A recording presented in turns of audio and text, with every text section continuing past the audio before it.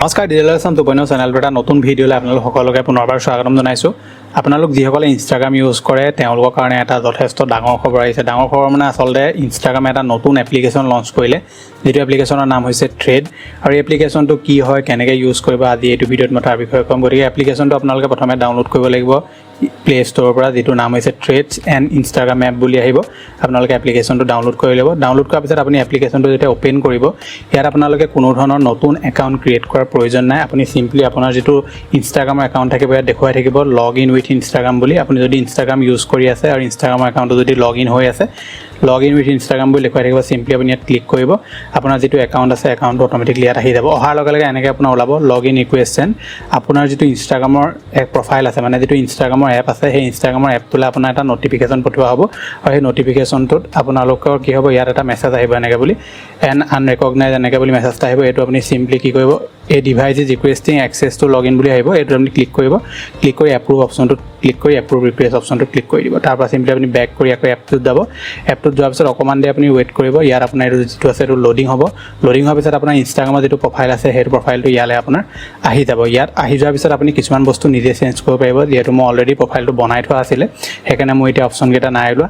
আপুনি যদি প্ৰফাইলত যায়, তেতিয়াহ'লে এডিট প্ৰফাইল অপশ্যনত গ'লে আপোনাৰ যিটো নাম আছে, সেই নামটো ইনষ্টাগ্ৰামত যেনেকৈ থাকিব ইয়াতো তেনেকৈ থাকিব, সেইটো চেঞ্জ কৰিব নোৱাৰে। বায়'টো আপোনালোকে কি কৰিব, চিম্পলি ইম্পৰ্ট বায়' ফ্ৰম ইনষ্টাগ্ৰাম কৰিলে আপোনাৰ ইনষ্টাগ্ৰামত যিটো বায়' আছে ইয়াত আহি যাব।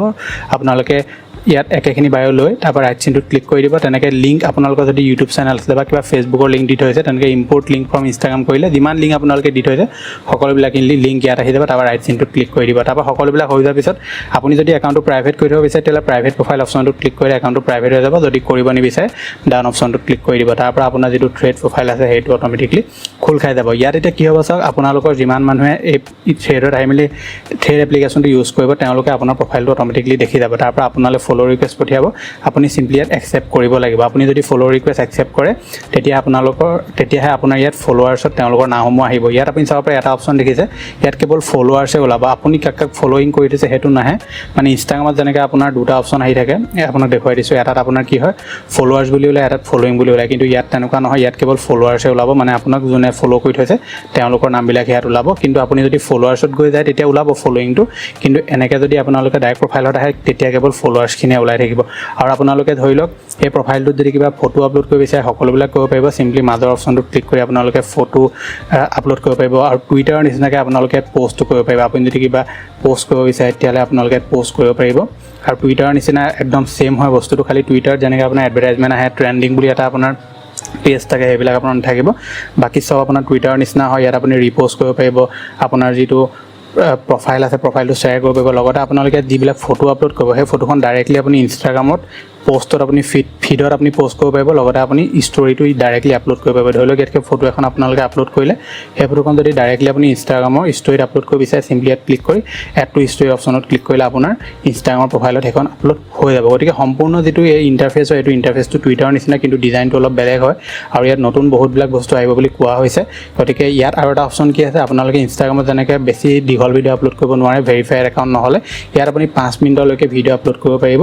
আৰু লগতে বাকী যিমানবিলাক বস্তু আছে সকলোবিলাক ইনষ্টাগ্ৰামৰ নিচিনা হয়। কিন্তু ইয়াত আপোনালোকে ডাইৰেক্টলি ফেচবুকত যেনেকৈ আমি প'ষ্ট কৰোঁ, টুইটাৰত যেনেকৈ প'ষ্ট কৰোঁ, তেনেকৈ আমি ইয়াত প'ষ্ট কৰিব পাৰিম। ইনষ্টাগ্ৰামত কেৱল আমি ফটোৱে আপলোড কৰিব পাৰোঁ, ইয়াত আমি ডাইৰেক্টলি কিবা প'ষ্টটো কৰিব পাৰিম। গতিকে আপোনালোকে যদি এতিয়ালৈকে থ্ৰেড একাউণ্ট খোলা নাই, খুলিব পাৰে। একাউণ্ট খোলাৰ প্ৰয়োজন নাই, মই আপোনাক দেখুৱাই দিলোঁ। এপ্লিকেশ্যনটো ডাউনলোড কৰক আৰু চিম্পলি আপোনালোকে ইয়াত প্ৰফাইলটো লৈ আনক।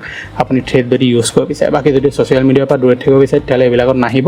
আৰু লগতে আপোনালোকে যেতিয়া থ্ৰেড একাউণ্টটো খুলি ল'ব, ইনষ্টাগ্ৰামৰ আপোনাৰ প্ৰফাইলত এনেকৈ এটা নম্বৰ আহি থাকিব। আপোনাৰ চাব পাৰে, মোৰ যেনেকৈ আহি আছে @ নিচিনা, ইয়াত আপোনাৰ UR এনেকৈ নম্বৰ এটা আহিব টু জইন থ্ৰেড। আপুনি ভিউ থ্ৰেড প্ৰফাইল অপশ্যনটোত ক্লিক কৰিলে সেই ব্যক্তিজনে আপুনি প্ৰফাইলটো চাবগৈ পাৰিব। মানে থ্ৰেডৰ আপুনি ধৰি লওক থ্ৰেড একাউণ্ট এটা খুলি ল'লে, প্ৰফাইলটো আপোনালোকে খুলি ল'লে, মোৰ যদি আপুনি প্ৰফাইললৈ আহে, যদি মই থ্ৰেডত একাউণ্ট খুলি থোৱা আছে, তেতিয়াহ'লে চিম্পলি মোৰ ইয়াত এনেকৈ ওলাই থাকিব। আপুনি ইয়াত ক্লিক কৰি দিয়াৰ লগে লগে আপুনি মোৰ থ্ৰেড প্ৰফাইলটো ভিউ কৰিব পাৰিব। গতিকে নতুন এটা এপ হয়, আপুনি যদি ইউজ কৰিব বিচাৰে ইউজ কৰিব পাৰে। প্লে ষ্ট'ৰত দিয়ক আৰু ডাউনলোড কৰি লওক। যদি ভিডিঅ'টো ভাল লাগিলে লাইক কৰিব। লগতে এনেকুৱা ধৰণৰ ইনফৰ্মেটিভ ভিডিঅ' মোৰ চাবৰ কাৰণে চেনেলটো ছাবস্ক্ৰাইব কৰি ল'ব। লগ পাম এটা নতুন ভিডিঅ'ত আজিলৈ। ধন্যবাদ।